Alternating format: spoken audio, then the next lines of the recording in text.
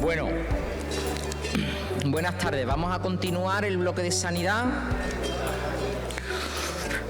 con una charla que nos trae nuestro amigo y ya histórico colaborador del Foro Caprino, Javier Marcos. Javier Marcos es veterinario, estudió en la Universidad de Madrid, está vinculado desde siempre, ¿no?, a la industria farmacéutica, al sector de los pequeños rumiantes. Ha pasado por Cooper Celta, por Pitman Moore, por Marine Cross, por Schering, pero bueno, del 98 hasta el 2016 ha estado en Farco y hasta hoy en Betia Animal Health. Nos va a dar una charla sobre la importancia de la Pasteurella multocida tipo A como patógeno emergente en la reposición caprina. Con él os dejo.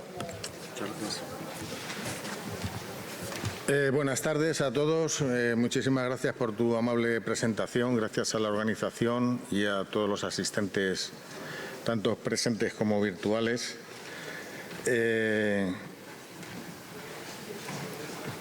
Mi charla... A ver.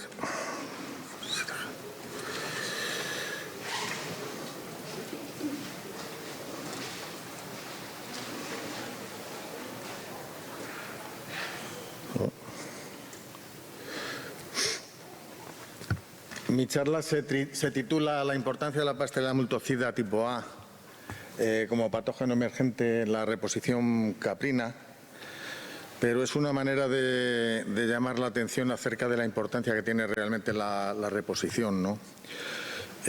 Con alguna frecuencia, incluso esta mañana en alguna de las charlas anteriores, he oído a algún compañero hablar de que, bueno, pues que en algunos casos los forrajes de peor calidad, ese tipo de cosas que se van quedando antiguas en las explotaciones, se acaban dando al ganado que está seco, que está sin producción de leche, y también a las reposiciones, ¿no?, a los animales jóvenes que son el futuro de la explotación.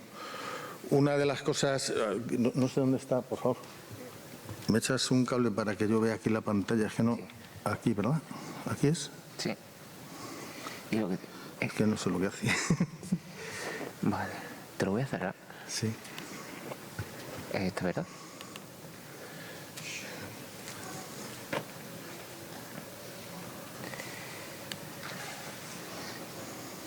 ¿Ahora? Perfecto, muchísimas gracias. Pues nada, eso se revelaba el portátil y no me dejaba hacer lo que yo quería. Decía que, bueno, que la importancia realmente reside en lo trascendente que tiene la reposición para una explotación caprina, pues de la cual supone pues el futuro inmediato y el futuro productivo, ¿no?, de esa explotación. Nosotros, a lo largo del último periodo, pues nos hemos encontrado que cada vez que se hace algún pequeño estudio, aunque no sea muy formal, no sean estudios, digamos, con carácter estadístico muy relevante, o sea, con una gran firmeza y demás, pero cada vez que se pone uno a mirar lo que acontece en las pasterelosis en los rumiantes y en particular en el sector caprino, ¿no?, en las cabras, pues nos encontramos que la frecuencia de este síndrome neumónico, de la participación de este grupo de bacterias en el síndrome neumónico caprino, es muy elevado, ¿no? Se relaciona en general con géneros que viven de manera saprofita en las cabras, ¿no?, sobre todo en fosas nasales, en fauces, en vías altas respiratorias y demás. Suelen ser de los géneros Pasteurella, Viverstinia y Meigemia. Y estas saprofitas en ocasiones desencadenan una acción patógena bastante extensa.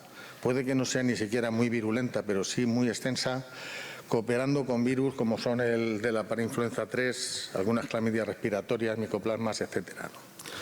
Y esto pues constituye, digamos, un síndrome que, sobre todo en animales de reposición, representan grandes pérdidas, porque animales que tenemos como promesa de futuro de la explotación, pues acaban con un déficit productivo grande simplemente porque quedan como animales infectados con una neumonía crónica, animales que quedan dañados con pulmones que en cualquier momento pues dejan de funcionar y se acorta su vida productiva, la vida productiva se les hace más dura, cualquier situación de estrés hace que tengan agudizaciones de este proceso y demás. Las cabritas generalmente se infectan en edades muy tempranas y desarrollan lesiones broncopulmonares que generalmente, si no curan rápidamente, si no se hace un tratamiento, digamos, eficaz en un corto plazo, lo que ocurre es que evolucionan a ser crónicas.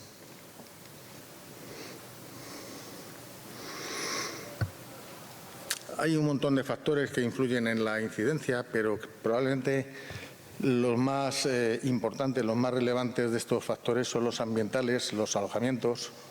En ocasiones la falta de ventilación de las instalaciones hace que se acumulen en ellas gases irritantes como son el amoníaco, el sulfuro de hidrógeno y otros, que debilitan la resistencia, digamos, de los pulmones, la resistencia local de los pulmones. Y entonces estos saprofitos que he mencionado antes, que normalmente deberían ser absolutamente banales para los animales que están sanos y que tienen sus pulmones perfectamente funcionales, pues se convierten en patógenos agresivos que lo que hacen es colonizar de manera maligna, digamos, el tejido que se encuentra dañado y de esta manera desencadenan el síndrome neumónico del que os vengo hablando. El amoníaco y el sulfuro de hidrógeno generalmente suelen ser productos de la descomposición de las camas que están sucias, que están húmedas, son camas viejas y tienen la particularidad además de que estos gases pesan mucho, son gases bastante densos y tienden a acumularse en estratos cercanos al suelo, que lo que ocasionan pues es que los animales que tenemos en esos alojamientos, que normalmente respiran en un estrato bajo, digamos, del aire, pues estén más expuestos o tengan una mayor concentración en el aire que respiran de estos gases nocivos. Yo, bueno, creo que todos habréis entrado en alguna ocasión en alguna explotación que el aire está tan sucio que incluso a la altura de unos 60 y tantos, que es a la altura que está pues nuestros orificios nasales o nuestra boca, ya resultan irritantes, así que un animal que respira unos cuantos centímetros del suelo, pues podéis imaginar, ¿no? La concentración de gases puede ser insoportable, ¿no? Entonces, estas condiciones ambientales, los alojamientos, el hacinamiento, la falta de ventilación sobre todo, y esta acumulación de gases irritantes va a ser el factor predisponente que, en mi opinión, es clave para el desencadenamiento del síndrome neumónico de las cabras y es el causante, digamos, de la debilitación de la mucosa de los pulmones y que va a facilitar pues el asentamiento de todo ese grupo de patógenos potenciales, unos patógenos, digamos, más puros y otros patógenos, digamos, más oportunistas, como son estos saprofitos, y que van a desencadenar pues daños que con el tiempo se acabarán convirtiendo en permanentes, ¿no? La transmisión de los patógenos por el hacinamiento y la carga ganadera generalmente se suele hacer por vía horizontal, pero es que en todas las explotaciones, todos los animales que están presentes en sus vías altas respiratorias tienen algunas de estas bacterias colonizando de manera banal, de manera absolutamente no agresiva, y solamente esperan estas bacterias a que haya una situación en la que las defensas locales o generales del animal que las porta pues acaben digamos dándoles la oportunidad para producir un brote, ¿no?, de esta neumonía. La debilidad inmunitaria de las poblaciones es clave. En ocasiones el propio estrés del hacinamiento, el propio estrés de no poder, digamos, elegir el sitio donde estar, la carga ganadera excesiva y demás, pues también favorece este asunto. Lo que nos vamos a encontrar en estos animales pues son generalmente bronconeumonías de este estilo, ¿no?, de esta naturaleza, en las cuales pues sobre todo los lóbulos más apicales y más ventrales se van a ver afectados por la infección, van a tener un formato neumónico, algunas veces hepatizado, depende del momento en que esté de evolución el proceso en el animal que vayamos a observar. Y también puede haber incluso enfisema vicariante en otras zonas del pulmón, siendo pues un cuadro típico que se ve con una frecuencia grande si tenéis la curiosidad de hacer una necropsia, aunque sea muy superficial, en animales que hayan causado baja en la explotación o que hayan sido sacrificados por motivos humanitarios. La incidencia en los animales jóvenes es bastante alta. Todas las cabras son más susceptibles a padecer este grupo de enfermedades pasterelosis cuando son más jóvenes, son más propensas, desarrollan un cuadro, como decía, de bronconeumonía grave, con fiebre, con postración, con inapetencia. En algunos casos incluso se puede desencadenar la muerte rápida del animal. El animal normalmente suele pasar de una fase febril, inapetente y de postración pues a una fase precomatosa, comatosa, y suele acabar muerta como si se hubiera dormido en el sitio donde uno se la encuentra fallecida, ¿no? No han tenido, digamos, pataleos, ni estertores, ni nada de esto, ¿no? Sino que pasan de una fase precomatosa y comatosa a la muerte directamente, ¿no?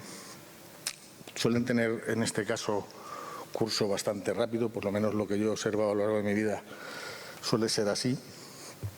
Y hay que decir que suelen contagiarse con mayor frecuencia en la fase de la recría, y tras padecer algún proceso de carácter agudo, si no evolucionan hacia la muerte, pueden evolucionar con cierta facilidad hacia las formas crónicas, que son las que van a conducir a lo que yo mencionaba al principio, ¿no? A tener una reposición de animales completamente improductiva, una reposición de animales con daños permanentes en el aparato respiratorio, que les va a hacer pues poco lecheros y poco longevos, ¿no? No van a perdurar mucho tiempo en la explotación de manera normal, ¿no?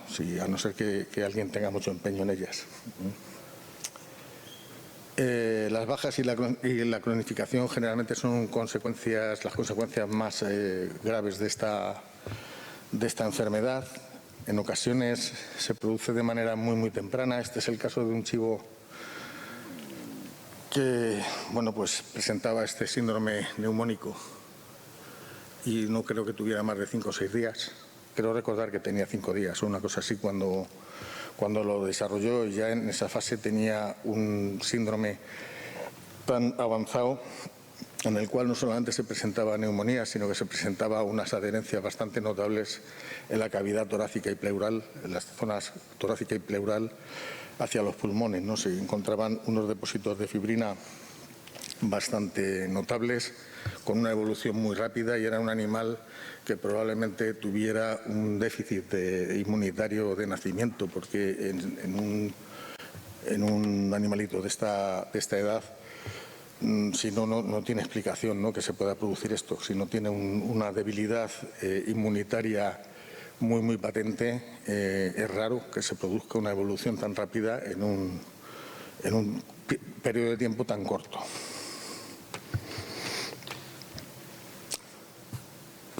Las lesiones crónicas aparecen fundamentalmente como consolidación de los lóbulos apicales y cardíacos del pulmón, como antes he mencionado. Es una diseminación a través del tejido pulmonar de carácter aerógeno, y por lo tanto esas son las zonas donde se van a localizar las lesiones principales. Y en estas predominan el exudado fibrinoso y una pleuritis fibrinosa también. En los animales que se necropsian normalmente se suelen ver adherencias de fibrina y demás. Es importante, para dotarse de un diagnóstico certero, la identificación y tipificación del agente patógeno, puesto que como son varios los que se ven involucrados en este tipo de síndrome, pues para tomar medidas que sean preventivas o que sean de carácter curativo, que conduzcan al éxito, pues es lo lógico, ¿no?, el hacer una identificación del patógeno que se encuentra involucrado, ¿no? Las lesiones crónicas generalmente repercuten notablemente en el ritmo de crecimiento de los animales enfermos y posteriormente en la longevidad, como ya he comentado. Estos animales, aunque aparentan ser asintomáticos, son más débiles que el resto y tienden a padecer enfermedades que acortan sus vidas. Y además cualquier situación de estrés con una cierta frecuencia desencadena agudizaciones del síndrome neumónico que les puede llegar incluso a la muerte o que son neumonías que son recidivantes. En el caso de estos procesos, hay que decir que hasta ahora la mayor parte de los patógenos que se aislaban en este síndrome neumónico caprino, pues era generalmente hemangemia hemolítica tipo A2. Es bastante frecuente también en el ovino. Es un germen pues muy de confianza, ¿no? Muy de todas las ganaderías tienen este problema y de vez en cuando pues haces algún aislamiento y te da esto. Pero desde un tiempo a esta parte, digamos en los últimos años, se encuentra un número creciente de casos que están asociados a la presencia de Pasteurella multocida tipo A. Pasteurella multocida tipo A, cuando yo estudiaba,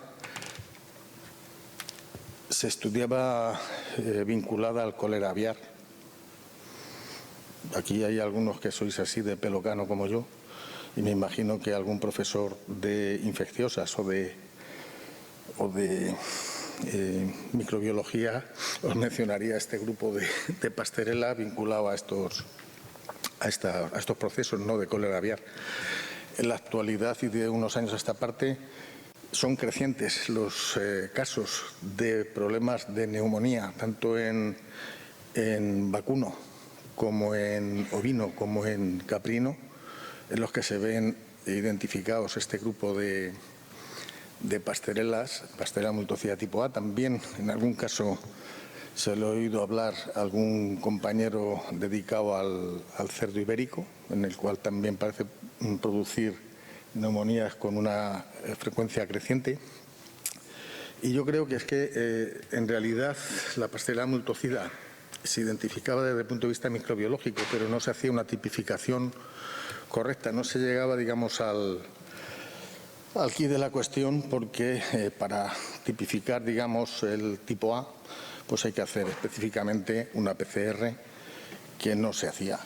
Es mi opinión, no es una conclusión, ni mucho menos, no toméis como una conclusión, sino que sencillamente se identificaba microbiológicamente que por ahí estaba la Pasteurella.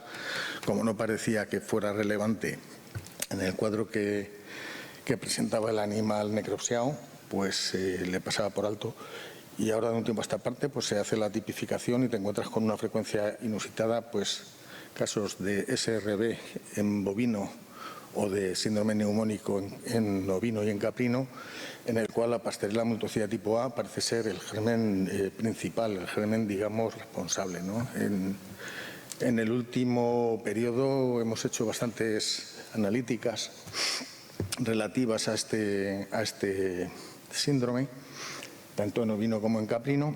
Nos hemos encontrado pues que representan aproximadamente un 20% de los casos identificados, no solamente en caprino, sino que también en bovino y en ovino se encuentran bastante porcentaje de casos de neumonías en los que están involucrados este grupo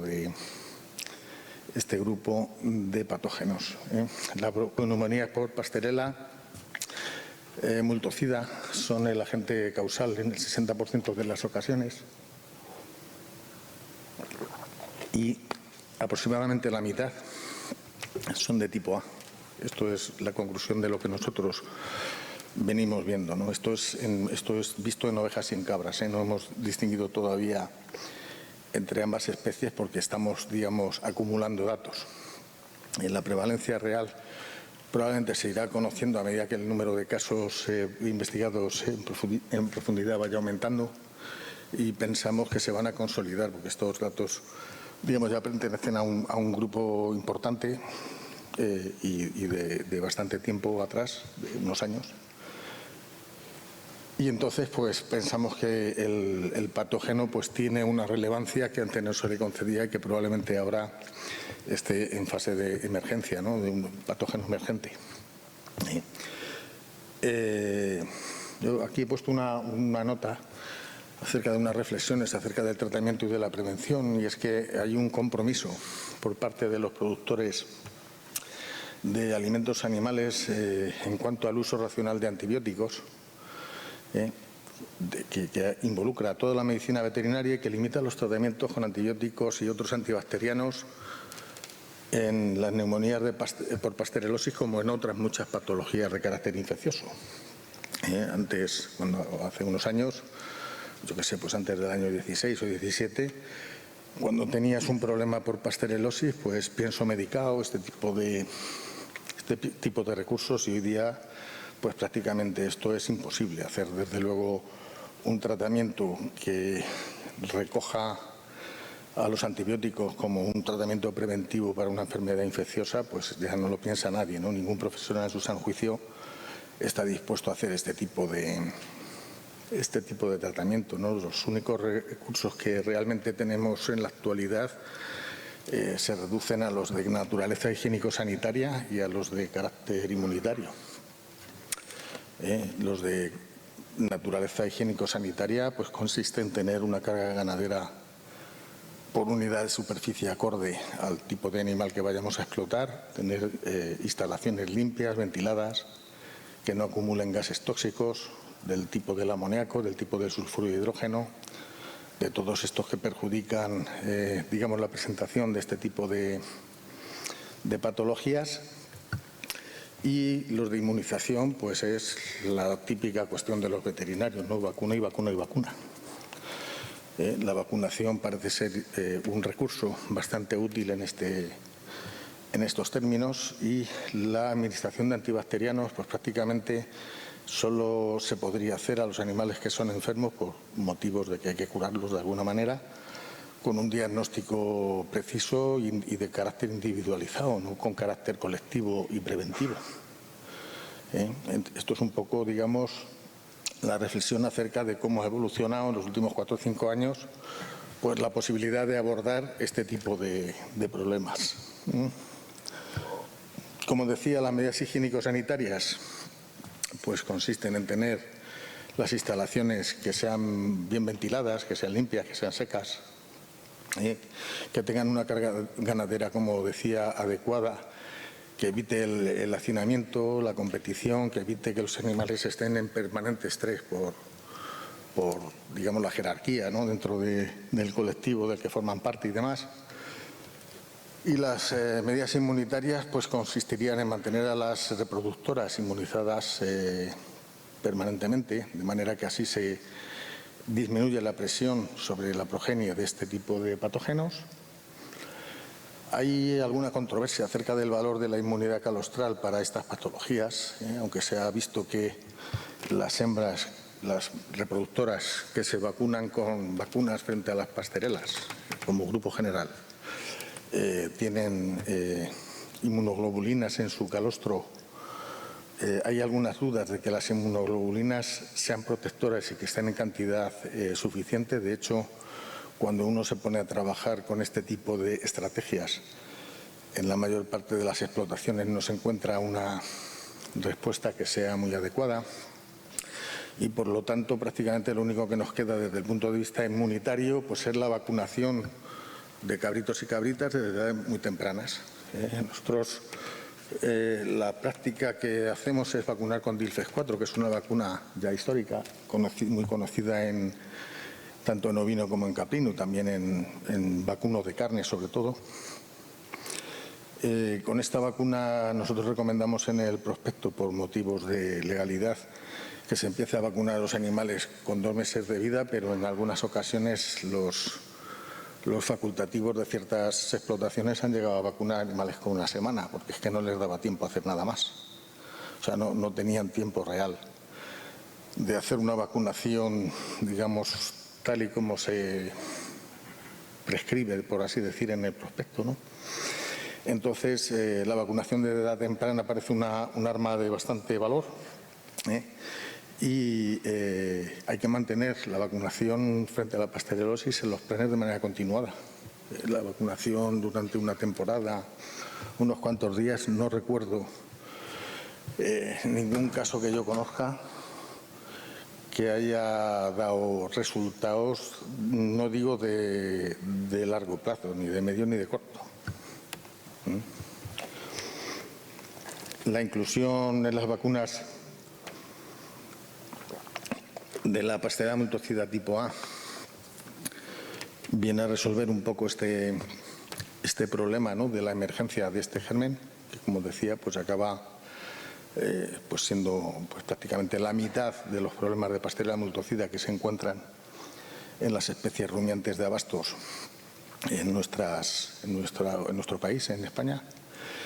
Y entonces, por tratarse de un patógeno emergente, pues siempre recomendamos que se incluya esta pastorela, este tipo de pastorela en las vacunas que se utilicen en los planes preventivos de la pasterelosis en las cabras. Esto es un poco la cuestión.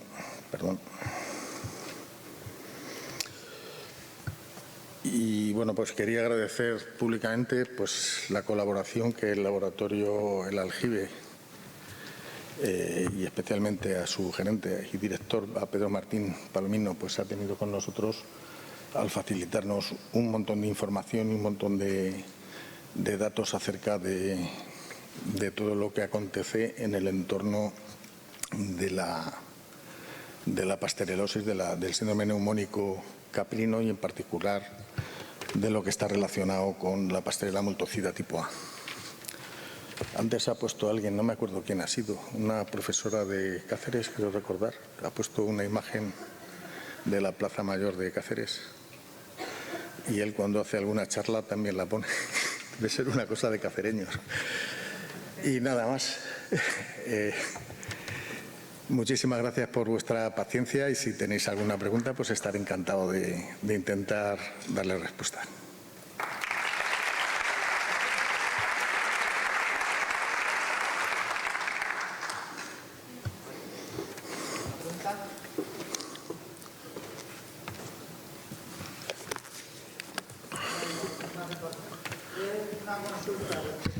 Sí, sí hace falta, si no, no se escucha, tu voz no llega a México. Y yo oigo más. Os voy a poner ya la albozal.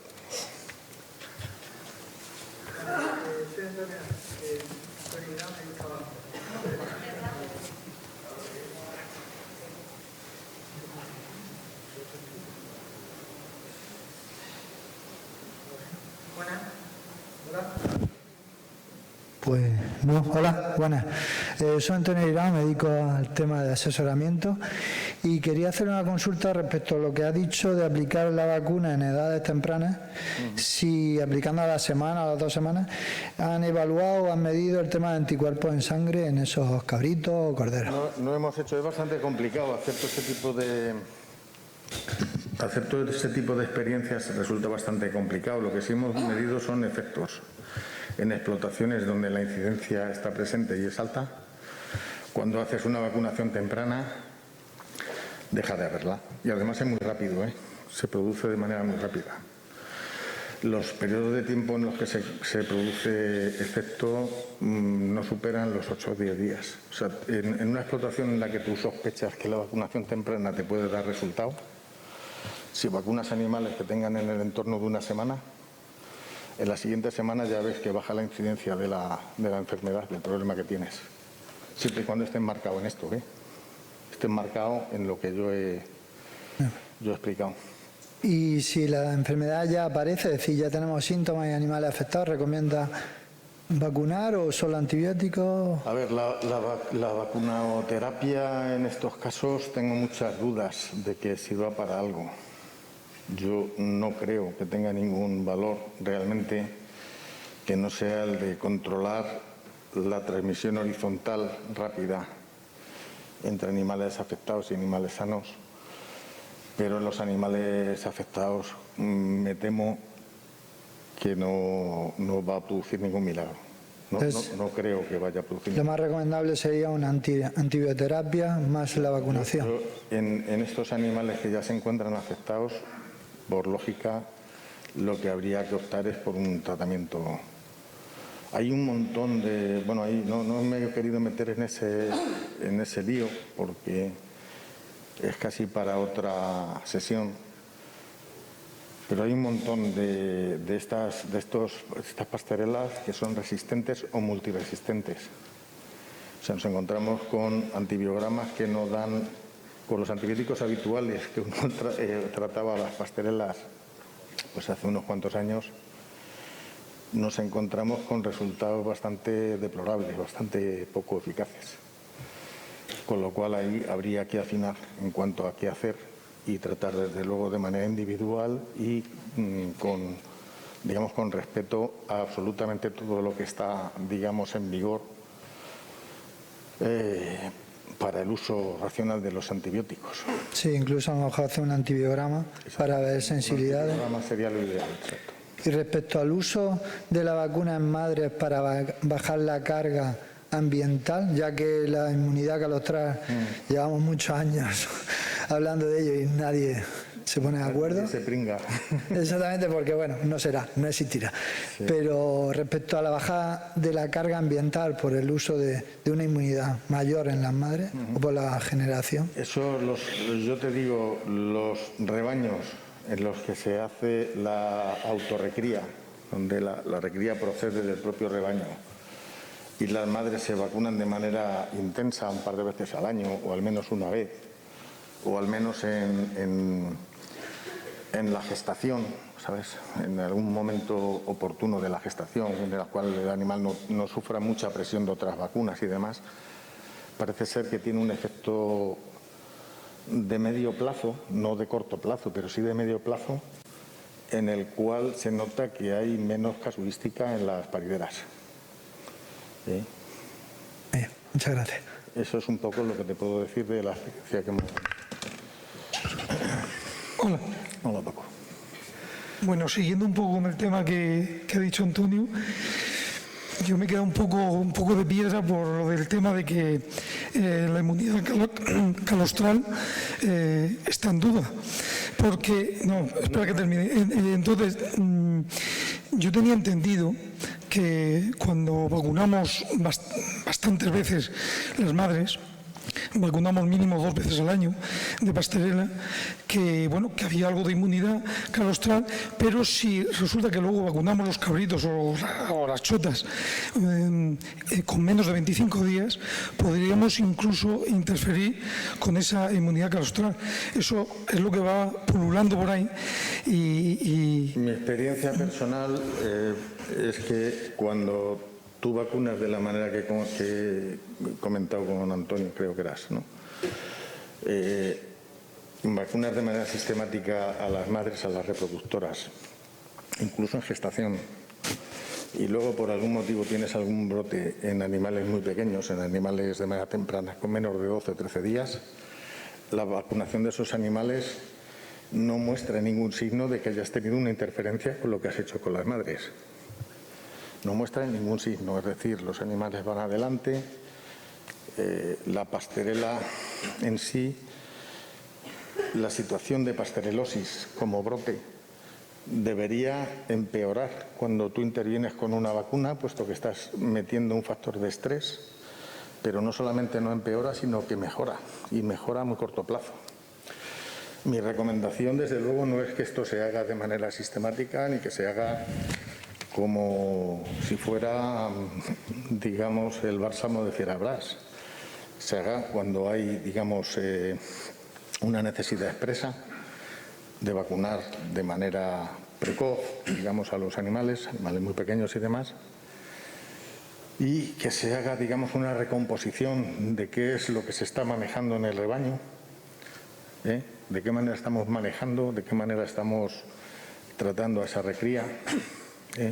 Muy importante, por ejemplo, las deficiencias, las carencias, la subcarencia más bien de ciertos minerales producen con alguna frecuencia pues bajadas de inmunidad inaparentes que cuando hay una situación de estrés sencillamente desencadenan pues un cacao, ¿no? Desencadenan un verdadero caos en la explotación. Pero sí que es verdad que yo no me he encontrado nunca explotaciones en las que la vacunación intensiva de las madres haya interferido con una vacunación de emergencia en los cabritos, incluso los que iban para carne.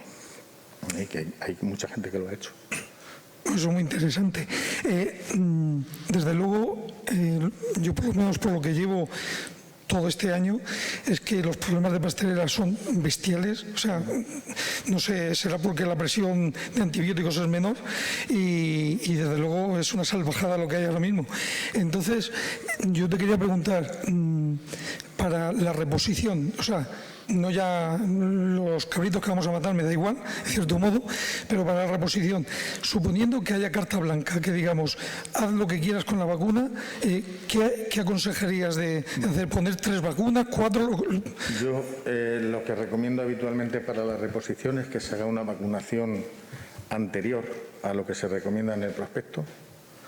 El facultativo, cuando lee el prospecto, parece que lee un mandamiento de la ley de Dios, y lo que lee es una recomendación de cuándo poner la vacuna. El facultativo está autorizado por su propio título a decidir si la vacuna se puede poner antes. Está autorizado por su título a decidir que la vacuna se puede poner antes. Son animales muy valiosos y que no se van a destinar al consumo humano, con lo cual interferencias con cuestiones de consumo no te vas a encontrar. Por lo cual yo recomiendo que a esos animales que tienen alto valor y alto riesgo se les vacune cuando tienen en el entorno de los primeros 10 días, de vida. Se les haga una revacunación cuando han pasado 3 semanas y luego a los 6 meses de edad. Con esa pauta generalmente se obtiene un resultado bueno. Resultado bueno no quiere decir 100%, quiere decir un 90 y muchos %. De animales que sacas adelante. Y sobre todo es que no te tienes que involucrar con tratamientos raros, con cosas de poner antibióticos, en fin, todo ese tipo de cosas, que es ir a dar palos a la cama. Esa es un poco mi opinión. Vale. Pues muchas gracias. Pues nada, muchísimas gracias a todos por vuestra paciencia y espero que haya sido de interés. Gracias a vosotros.